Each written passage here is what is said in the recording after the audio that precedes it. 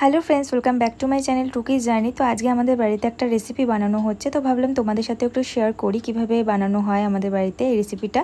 তো চিংড়ি মাছ দিয়ে সমস্ত রকমের সবজি দিয়ে পুঁই শাকের একটা চচ্চড়ি বানানো হচ্ছে। তো চলো দেখে নাও আমরা কিভাবে এই তরকারিটা বানাই।